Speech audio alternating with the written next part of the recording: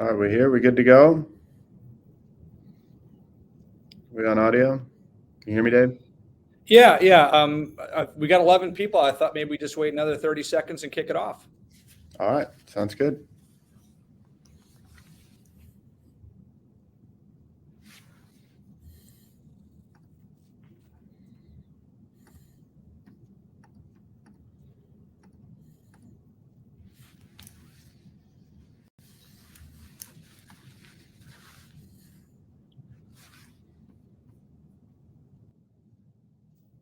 All right, Brad, I think we can get going. Welcome, everybody, to today's session where we're going to be talking about updates that we are making to the reputation score starting in January of 2024. Next slide. My name is Dave Mingle. I'm the VP of Product Reputation. I was once one of you. I used to run CX programs at two large OEMs, leveraging reputation and other tools, so I can provide the practitioner's perspective. Brad, I'll let you introduce yourself. Yeah. Hey, guys. For those of you that don't know me, I'm the head of the AI and the data science team here at Reputation. So it's my team over the years that's created the Reputation Score, our text analytics products, our the insights and analytics-based products throughout our platform. So I'll be here to back Dave up and take you through a little bit more of kind of the algorithms and the analytics and the data behind what we're doing. Great. Thanks, Brad. Let's jump in. So why does rep score matter to OEMs and auto dealers? The reason is quite simple. Higher rep scores correlate with better business success, higher sales, higher retention rates. It really is that simple. Next slide. And Brad, maybe you can walk through these. Yeah, so like Dave mentioned, as I'm sure most of you guys have seen before, when we started creating Reputation Score, kind of about a dozen years ago, it was, we really wanted to find that, kind of create this KPI of online reputation, all that information out there about you, your reviews, listings, social, et cetera, search. How do we aggregate that information, come up with a metric, and then obviously we wanted to kind of calibrate that metric so it meant something, so that driving that rep score up is correlated to, generating more leads, selling more vehicles, generating more appointments, creating happy customers. And so we've done a lot of analysis over the years, partnering with a lot of our main clients, with a lot of you guys. And this is really a summary of some of that, analysis of, for instance, when we look at locations, at dealerships for different OEMs, year over year, month over month, the ones whose reputation scores go up the most, that's highly correlated with an increase in vehicle sales and revenue.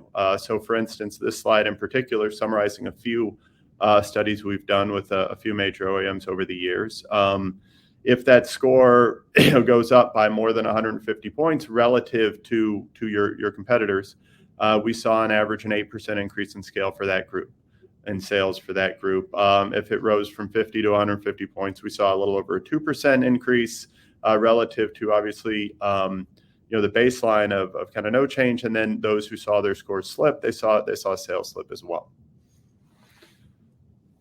So we want to go to the next slide. That's one of kind of the key, analyses, and we've shared a lot of versions of that over the years. But obviously, sales data, kind of is data we get, frequently. We've got from various clients in various industries, and we use that to help calibrate the score. But we've tied this to a lot of other data, in particular, kind of Google business page conversions, views on those Google business pages, phone clicks, direction clicks, these actions. And we see similar sorts of results. When rep scores are going up, then we see a disproportionate rise in how many people are viewing those Google business pages, how many people are clicking through to make calls, to get directions, to go to your website, and vice versa. When rep scores are going down, we tend to see those fall. And this is all, like I said, information that we've used over the years to, kind of every time we update the rep score, to recalibrate and just continue to try to make rep score the most valuable KPI to really, understand, what your online reputation is and what it's doing for your business. Hey, Brad, this is really interesting to me because it really is the holy grail of ORM, online reputation management, and customer experience management as well. That is, if I improve experiences today by doing the kind of things that RepScore embodies, what do I get for it? And we can work with all of our clients to measure exactly this using your own data, because you all know what a vehicle sale is worth. You all know what a lead is worth, that extra service visit, what that's worth. We can model that for you and create an ROI analysis to show the similar data that Brad just demonstrated, but using your exact data. Yeah, 100%. And we're always happy to dive in with kind of with our strategic partners and make sure kind of we're aligned on understanding how this is generating value for you, diving into that data, kind of revenue data, sales data, appointment data, and helping to kind of help you show kind of your dealers and whatnot, kind of the value of driving their reputation score, as well as just continue to go deeper and get a deeper understanding of how we can continue to improve the algorithms going forward. All right, Pat. All right, so just a quick reminder on what reputation score does. It helps you measure performance at the individual store level up to the brand level. It allows you to compare your performance to industry benchmarks and competitors. We do this for every auto location in the United States. In fact, we have, Brad, I believe, as close to a directory of every customer review that's ever been left at any store in the US over the last 10 years. So it's a very comprehensive benchmark that is driven by the RepScore calculations.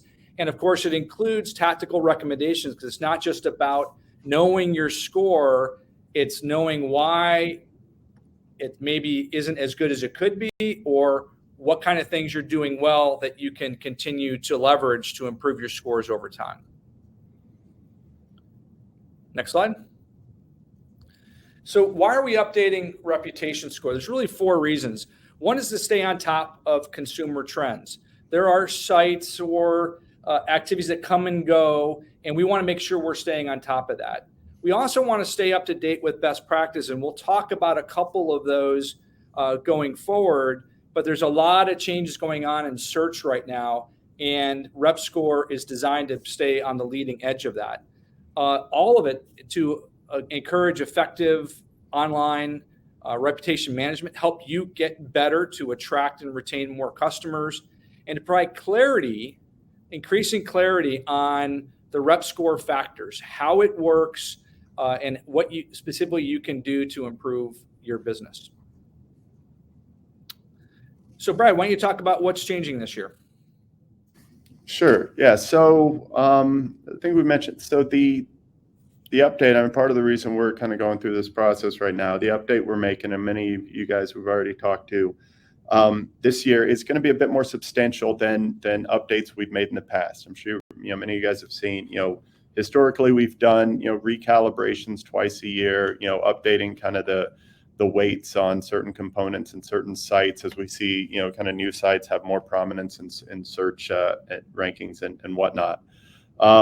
We've decided at this point, we're making kind of a more substantial update. We've also decided to move to a once per year update. So this update will now, and going forward, will be taking place on January 1st. So the first update, the first update we're making is with respect to department listings. Obviously, department listings, service and parts pages in particular, have been coming in automotive for several years. We've been watching them. We've been monitoring them for various clients. It's to the point now over 60% of U.S. auto dealers have at least one department listing. Over half of U.S. auto dealers have a dedicated service listing. These listings on average have 50 to 100 reviews or more on them, and they've become a substantial part of your online reputation, whether you're managing them or not. That we've decided in the U.S. auto industry to bring in all of these listings, so we could find, in particular on these Google Business Profile department listings for service and parts, and these will now be impacting the reputation score. They'll be impacting your listing score, your various review scores, the reviews on them, and so on and so forth. So the second thing we're doing is we're updating our listing score. Historically we've had this listing accuracy score, which is trying to determine whether the information on your different listings are accurate, compared to kind of what we believe is your actual name, address, phone number, etc. We've decided to actually create a much more holistic listing completeness score, not just looking at a few kind of data points and whether they're accurate, but are you actually optimizing and using each of the main business listings the way you should? In particular, your Google business page. Do you have these department listings? Do you have photos? Do you have inventory for sale? Do you have an appointment link? Do you have Q&A or the Q&A questions responded to, et cetera? All of the kind of the key features that, based on the analysis we've done and others have done, the more you're leveraging these, obviously, the more prominent your listings are showing up, the more conversions you're generating out of listings. We're really bringing all that information now into the reputation score to a more robust listing score for looking at a lot of that data on Google, that sort of data on some of the other listing sites we look at, and looking more at, are you optimizing the listings rather than, do we think the information there is accurate? Next update, the social score. So previously we had a social score that was only for, social clients. It was only based on, kind of data that you could get through social credentials, things like, engaged users on Facebook, et cetera. We really want the reputation score going forward. We really want to, lean into the power of the reputation score as this apples to apples, kind of online.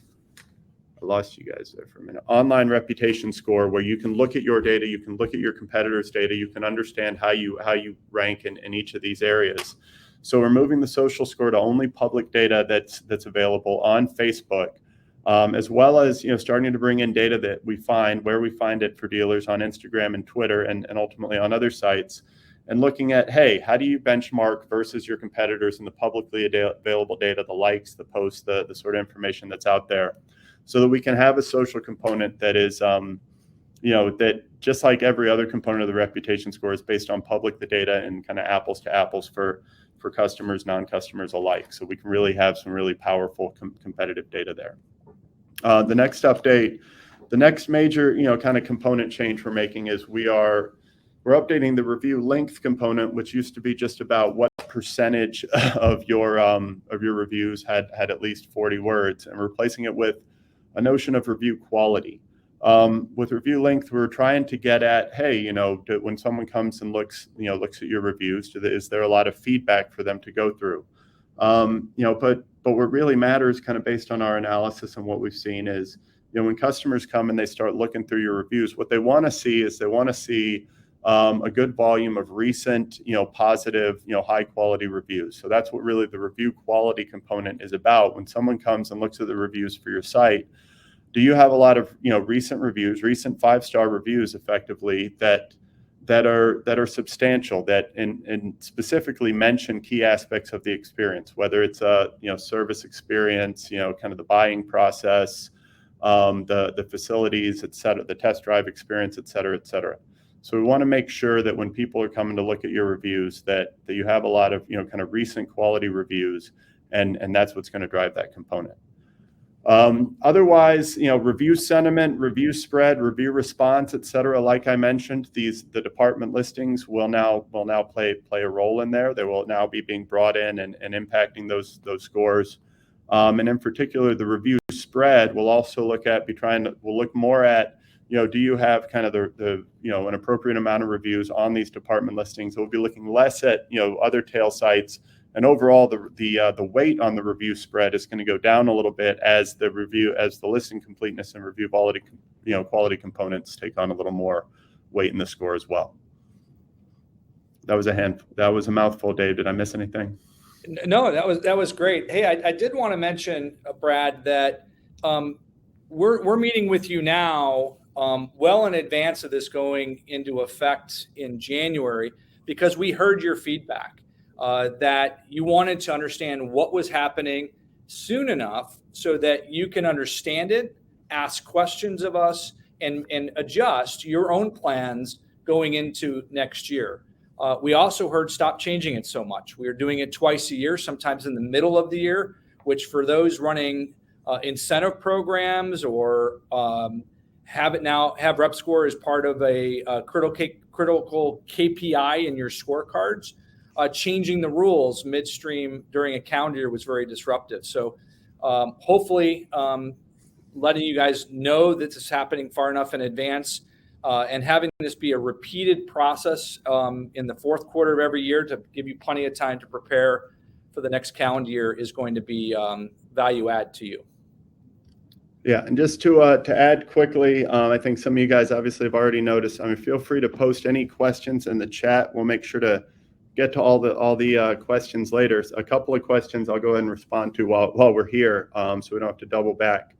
But yes, Eduardo, so this move from listing accuracy to listing completeness. So we're not going to be kind of basically basing the score on how, whether the numbers, match, whether the numbers match a source of truth. I mean, we'll be looking more at, do you have phone numbers, on the key sites that matter? So obviously, as we all know, a lot of people use tracking numbers and whatnot. None of that should be an issue in the score going forward. To the second question, from Jack about review quality. No, review quality is not replacing review recency. The review recency component will continue to function as it is. Now, the review quality component is similar to that in a sense of, ensuring that at least a subset of that, the review recency really is very much a signal of, kind of a key driver of obviously search engine rankings that are looking for a lot of, kind of recent reviews, good or bad. And that's a lot of what drives, how listings get ranked, which is important. The review quality is making sure that enough of those recent reviews in their own right are high quality and positive. Hey, Brad, you guys have taken a look at how many dealers have department listings today? Yeah, like I said earlier, it's a little over 60%. Mm-hmm. Great. So this is that's growing year over year, and we know that Google has made this a best practice. So I know there's been a lot of discussion about why are we doing this. Well, it's all about staying ahead of best practice, and if those listings are out there, it's important that we take account for them because they are part of your online experience, and having them managed properly is going to be important. And we'll give you some hints on that in a few more slides. So let's move on about how to prepare now that you know what's happening. What's it going to look like? How are we going to know more details, and what you can do to get ready for January 1st? First thing is to take stock of your score. And what we're going to be producing is a 2024 impact report. This is going to be available in the platform initially to the OEMs themselves, the people at headquarters, or lead account managers at the dealer groups to be able to kind of understand how they want to communicate this more broadly to the network, with the plan that by December 1st, we will release this report to all tenants within the platform. It's going to include an estimate that if we snap the line today and implemented the new methodology based on what is true today, how much your score is likely to change in the overall industry, as well as on the next slide, how it's going to impact your specific locations. It'll include the number of departments that we've included, as well as the projected difference in the current score with what your score would be. Now, that's important to know. It's not a prediction of what it will be. It's what it would be as of today. So as you start to look at these data and start to take action and improve, say, department listings or review quality, then obviously your score will be better going into next year than it otherwise would. It will allow you to drill down to the individual locations and to see how many department listings we have identified. And it'll show you for each of those what the score range is going to be and how each of the components of rep score that Brad talked about is going to be impacted, to kind of give you a general idea of where you're doing well and maybe where there's some opportunities with the new methodology to take a deeper dive.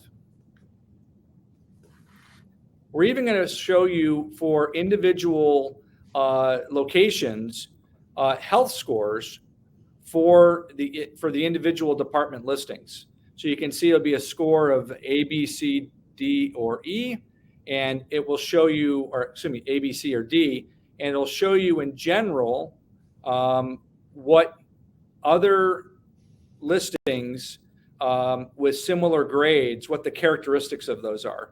It's hard to put a specific criteria out there because all of these listings are a little bit different. But we did test this with some of our customers, and the feedback was quite positive that this gives a good directional view of which of your listings may be performing well and are probably okay right now, and which ones maybe need some work. Brad, do you want to add to that? Yeah, I mean, like you were saying, with respect to the department listings, those grades, those averages are kind of what the average dealer looks like. Obviously, kind of there's a lot of degrees of freedom, but hopefully it shows you, kind of which of them, seem to be the healthiest, which are the least, and part of the value of really surfacing all this information to you guys, and you can click through these links and see these listings. These are, generally speaking, the department listings that are tied to your pages, in Google right now. So, part of the value of us giving you all this information now too is to give you an opportunity to go in, understand it, address, what's impacting your reputation. Because like Dave said, kind of the goal, especially with bringing the department listings into rep scores, this information's out there impacting your online reputation now. So we really want to give you guys visibility in terms of what we're finding, what it looks like, and the impact we think it's having on your business. We're giving you that information now so that we can all kind of, help you get under, help you understand, kind of how the score might change. And then we want, obviously, kind of once we hit January 1st to help you really even manage, more directly the business, going forward.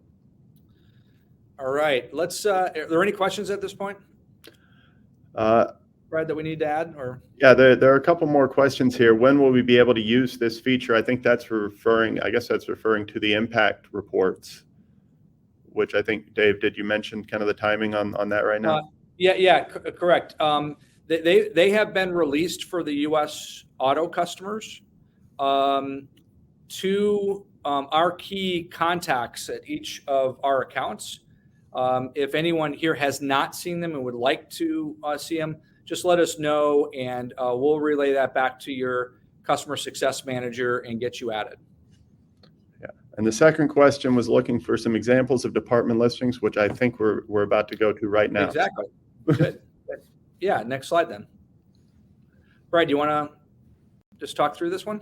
Yeah. So if if you go through, and obviously you can go through via that the impact reports, you can go through also and look at kind of your various Google business profiles. And the department listings we're including right now are our department listings on Google. This is all based on Google right now. So you go to, for instance, this listing, they clearly indicate any departments that exist on that listing prominently. You click through to those department links, and you will see a separate listing for each of the departments that are attached to your listing. So like we said, over 62% now of U.S. auto dealers already have these department listings, these service listings, and in place. And the goal is, obviously to really kind of bring this into the rep score. This stuff is so prominent out there, to make sure kind of we're capturing it. We're showing you guys, hey, where you have these listings, what this looks like, get you that information, help you understand how it's impacting your business, and ultimately help you optimize it, right? If you optimize these listings, if you get them set up the right way, where they're complete, where they're getting, kind of good reviews that you're responding to, we've also seen a really, kind of positive impact on performance as well. I'm gonna go to the next slide. And then the second side of what we're doing with listings, beyond bringing in department listings, kind of you saw on that previous slide too, your listings have a lot of other information, not just name, address, phone number, there's there's images, there's inventory, videos, Q&A, driving direction, business hours, links to your social media, posts, etc. And we're trying to make sure with the listing completeness to really level up kind of what we're doing with the listings with respect to reputation score, because these do have a big impact on your business, and keep track of and help you kind of keep track of at scale, right, with reputation score, with the recommendations and insights we're putting into reputation score, help you understand how many of your listings might be missing some of this information, how that benchmarks versus competitors, et cetera, et cetera. So we're just making the score and the recommendations and the power of it as strong as possible.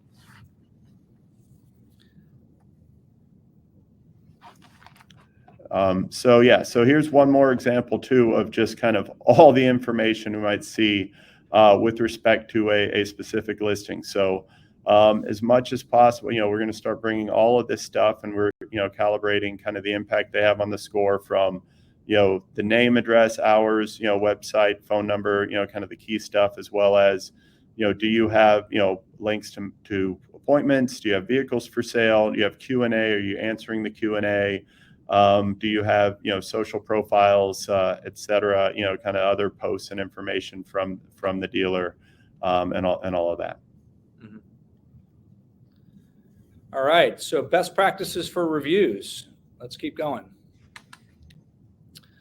All right, so not all reviews are created equal, but all of them need to be equally paid attention to. You should be requesting reviews to your specific department pages when applicable. So someone that comes through the service lane, set your review requesting to send their review to your service page. We'll talk a little bit about how you can optimize the volume between service and your main page, but filling the bucket on the service page, for example, is a great first practice. Then you need to encourage customers to be detailed in their reviews. Like Brad said, we're going to be looking at the quality of the review, not just the length of the review. So someone that just comes in and says, hey, Brad was great, isn't as useful as Brad fully explained what maintenance and repairs I had. I understood what the costs were, and he delivered everything on time and to my expectations. That's a much richer review that's going to attract future customers for you, much better than the first example. And respond to them all, good and bad, and do it publicly. It shows that you care. It shows that you're empathetic towards the customer experience, whether that experience met the customer's expectations or not. And create internal buy-in for your review program. Because what happens is you're not just responding to an individual customer, you're also listening to customers and finding opportunities to improve the process within your stores.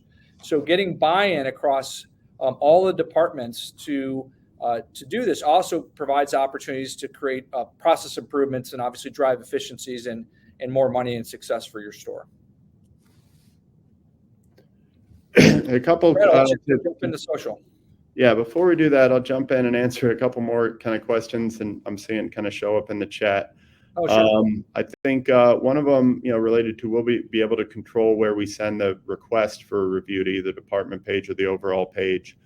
And yes, obviously this is kind of a question going to our review requesting module. But yes, when you do review requesting, with us or anywhere, you typically can control that. And we generally, like Dave was saying, request reviews to the department pages, and we generally recommend for our clients to request, continue requesting, a split of those reviews, some to the main page to continue generating reviews there, as well as to start generating, reviews on those department pages, especially if you've created a new page or whatnot. Obviously, kind of getting, having a good flow of recent reviews, getting requesting going, so you make sure you're getting those generally, kind of more positive representative reviews of your kind of silent majority of happy customers. You generally can control that, and we generally, kind of recommend that you keep getting, generating reviews to all the pages that you have present. Daniel also mentioned, do we need to add a sales department page? No, obviously we're pulling all those pages in where they are. We do see some sales, but by far the standard in the industry is to have the parent page be effectively the sales page, and then the parts and services listings are beneath that. And to Omar's question, if you do have parts and services together, we'll also pull that in and understand that, and we'll be accounting for that as well. So to jump over to social, so like I mentioned, really the goal is, like I said, kind of one of the key things we're trying to do here is to make sure that, that there is, a single reputation score for every location across the U.S. It's based on publicly available information.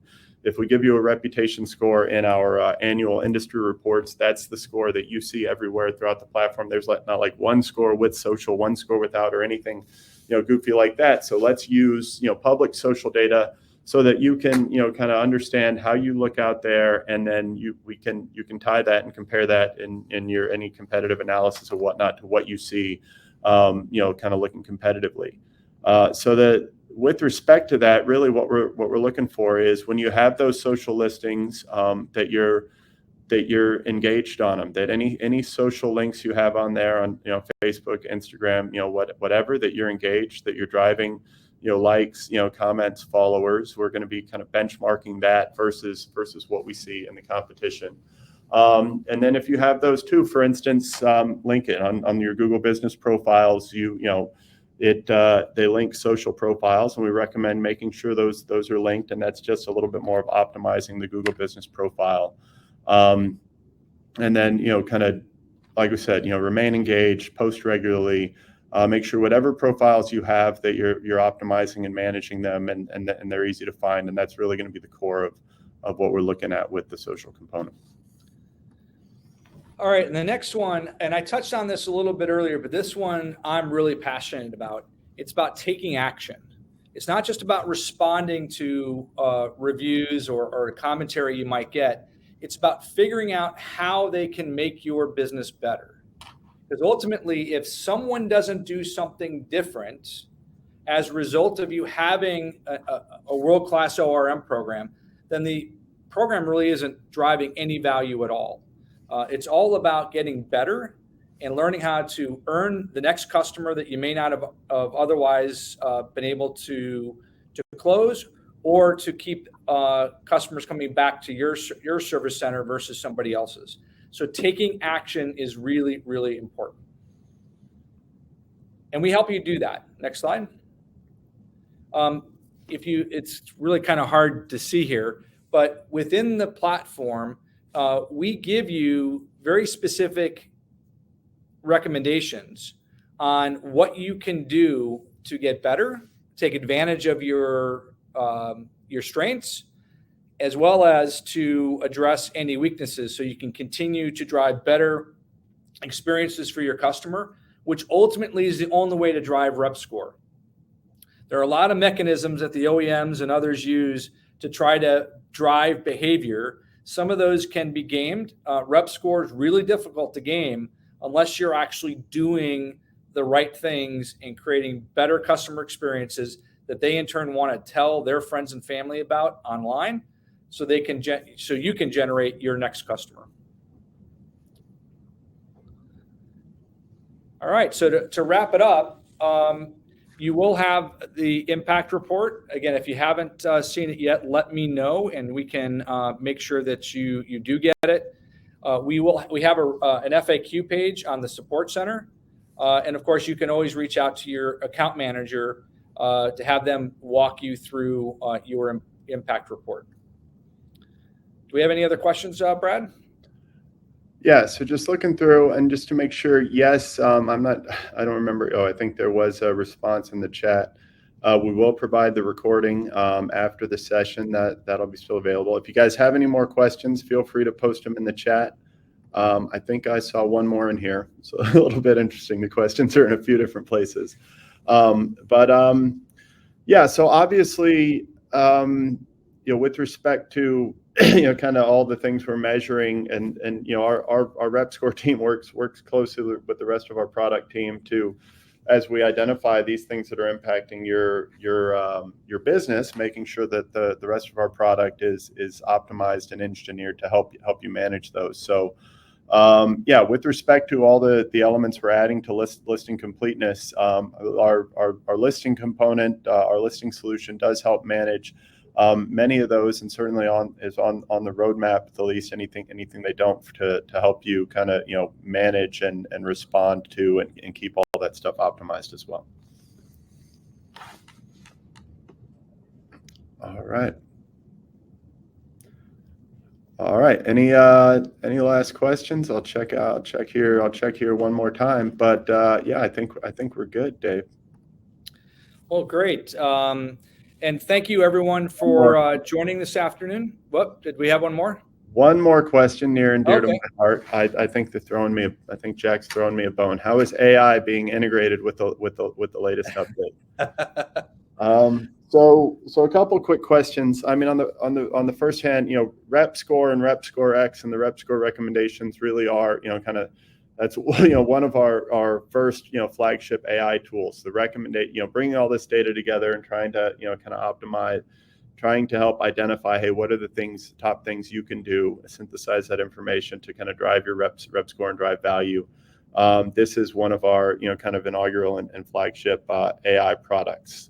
The updates we're talking about right now, these updates for January 1st, obviously we're going to, as part of this rollout, we're going to expand those recommendations, include recommendations about department listing completeness, et cetera, and all of that. And then in short order, you'll be seeing, Dave and I and the rest of the team are working on a lot to update kind of the AI and the insights, both in Rep Score and taking the Rep Score recommendations and insights to the next level, as well as throughout our platform, and things that we'll be, kind of announcing to you guys very soon. So that's a good pitch for Come to Transform in Phoenix in April.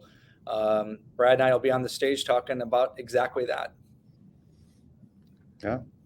Well, great. If there aren't any other questions, thank you very much for your time, and thank you for being our customers. All right. Thanks, guys.